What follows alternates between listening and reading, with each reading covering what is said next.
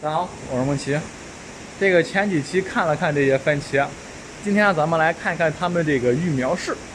进到大棚里边以后，前面就是这个苗床了。在左边的位置呢是一个育合室，右边呢是一个催芽室。像这些呢都是这些机制，各个品牌的。像催芽室其实说白了也很简单啊，它里边呢主要有2部分构成啊。第一部分就是这个催芽箱了。像如果说这个种子比较少的话呢，一般用催芽箱就可以了。它的主要作用呢，还是为了保证里边一个恒定的温度。当然，如果说你这个育的苗子比较多的话呢，可以看到吧，上面呢这个催芽室里边，整体的这个温度都是可以管控的。说白了，整个催芽室呢都是一个催芽箱。种子比较少的时候呢，就直接用这个催芽箱就可以了。种子比较多的时候呢，直接用这个催芽室。那么育合室是用来干嘛的呢？你看里边也是这个苗床，把嫁接好的苗子呢全部放在上边。像夏天一般不怎么能用到，主要是冬天温度比较低的话呢，把这个设备全部打开以后，保证里边一个合理的湿度和温度，让这个嫁接的苗子可以更快的愈合。像现在的话呢，一般这个苗子全部都是嫁接苗啊。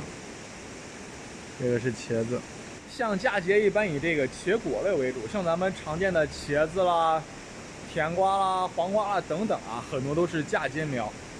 嫁芽的作用是什么？一个是这个茄果类虫茬问题比较严重，它嫁接以后呢，可以这个解决虫茬问题。再一个，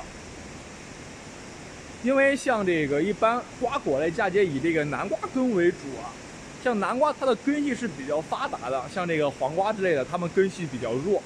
它根系发达以后呢，它结出来的果实一个是个头比较大，再一个呢，它整体的抗逆性也是非常好的，像这个抗旱能力、抗寒能力等等，各方面都会有一个明显的提高。尤其是现在这个嫁接技术已经非常成熟了呀。像他们这个嫁接的成活率基本上可以达到将近100%的一个程度呀。看了一下这个苗子长得还不错，但是整体又这么点东西，没有什么可参观的呀。咱们就下期见吧。咱这个棚的番茄苗已经定植完成了，那么下一步应该做什么呢？毫无疑问，那肯定是要防虫了。像以前这个门上它这一些防虫网呢，已经坏掉了。咱们下一茬定植的时候，重新给上架这个防虫网。相对于这个窗纱而言，防虫网会更加的细腻，任何虫子基本上都是飞不进去的。10几个大棚，更换一下门上的防虫网，这个工程量也是比较大的。有朋友说，为什么用这个防虫网不用棚膜呢？因为像咱这个大棚，这个时候温度特别高啊，像一般情况下，这个时候大棚里边是不种什么东西的呀。但是咱这个番茄因为赶在这个时候去定植，所以为了确保里边一个温度的降低啊，咱们这个通风是非常关键的。像咱们这个大棚呢是4面通风，左右两边的放风口是完全打开的呀。然后呢，咱们这个前后2侧也是已经全部拆除了，换上了防虫网，这样可以确保咱大棚里边完全的一个通风啊。像这样的工程呢，过几天还得再来一次。用咱这个棚膜在防虫网的外侧再蒙一层啊，让它保证里边一个保温。那么这样做是不是太麻烦了？那没有办法。其实像这个的话呢，1年只需要更换2次就可以了，这个工程量也不算太大。更换方法也非常简单啊。首先把这个防虫网按照这样的一个比例大小给它安上去，然后用这个黑色的卡扣给它卡严了，看还是非常结实的。然后呢，多余的部分用这个剪刀给剪开。当然，这个通风只是其中一项，咱们这个降温还有一些其他的方法，咱们会一块来用的。关于这个通风这一点呢，大家有没有一些其他的比较好的方法呢？也可以在视频下方评论啊。大家好，我是梦琪。有朋友说这个芒果番茄呢，虽然长大以后丑，但是小时候特别好看呀。咱们今天看一个番茄，从小到大都是高颜值的。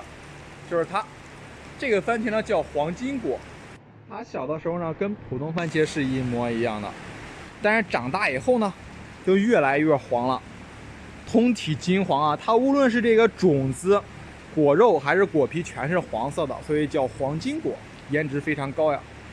据说这个糖度在这个6个以上，不过老规矩，好不好吃呢？尝尝就知道了。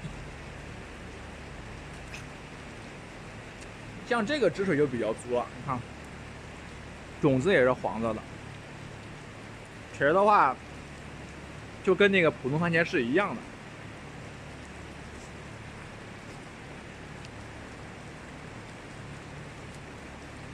这个吃起来还不错，它同样也是一个酸甜口感的，酸度也是比较高的呀。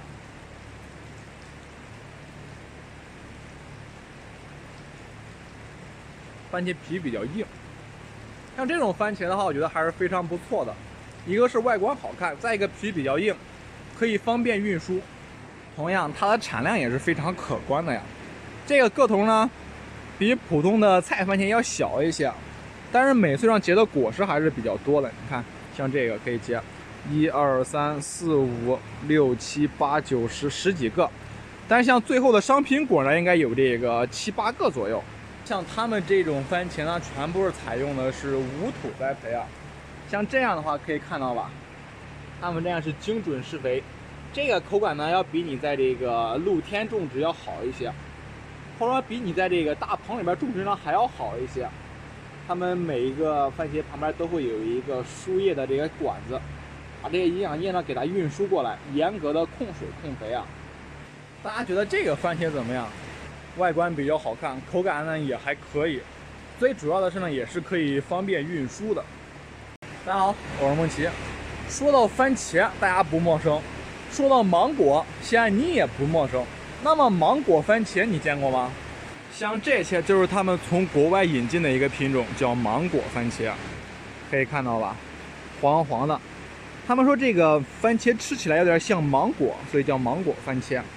这种番茄有一个我没有办法理解的特征，越长越丑。它小的时候是这种金黄的，非常好看呀，无论是这个色泽还是形状都是非常好的。但是当它长熟以后，可以看到吧，哇，这是什么玩意儿？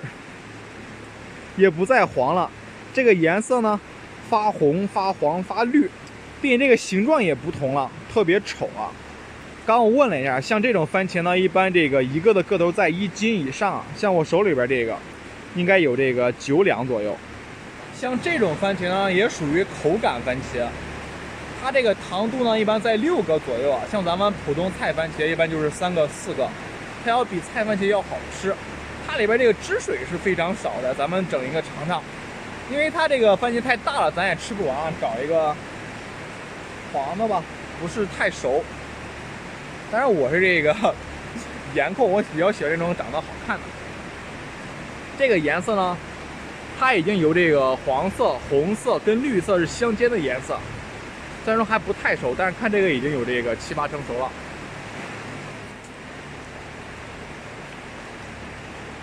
果然基本上没有什么汁水啊，可以看到吗？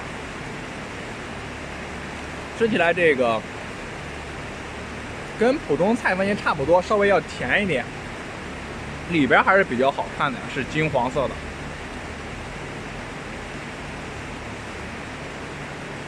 这就是他们这个展览会结束以后的好处，可以随时随地来里边吃番茄。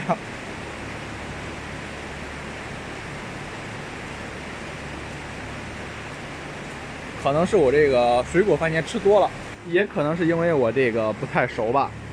像这种呢，它的口感呢肯定会要好一些了。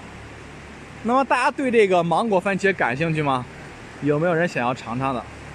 今天清园了，这个番茄算是彻底结束了。咱们新一茬的番茄苗呢才栽上去2天，我来了2个多月是没有任何番茄了。像这个棚的番茄，我们栽的有2种，一个就是这个黄色的樱桃小番茄。这个番茄呢口感还是非常不错的，但它有一个致命的弱点，它的皮特别薄，所以说我们今年也没有在网上销售。然后在大棚的这一边，我们栽种的是红色的圣女果。说实话，这个黄色小番茄呢比较好看，也比较好吃，但是呢并不适合大面积种植，因为它这个皮特别薄，意味着你这个快递将要走更好的快递以及更好的包装，它这个成本是非常高的呀。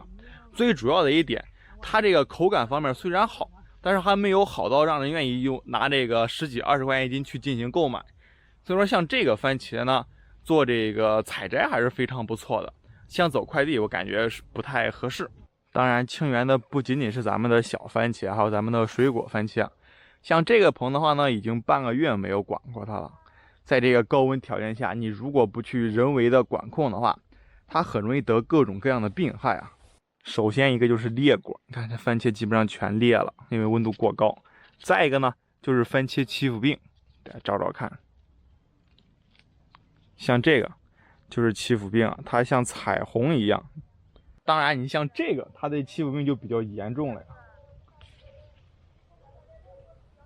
所以说，像咱们在这个高温条件下去种番茄，这个对技术要求是非常高的，你每天都需要去进行管理，因为稍有不慎呢，各种病害就会随之而来。大家也可以清晰的看到，短短半个月，这个大棚发生了翻天覆地的变化呀。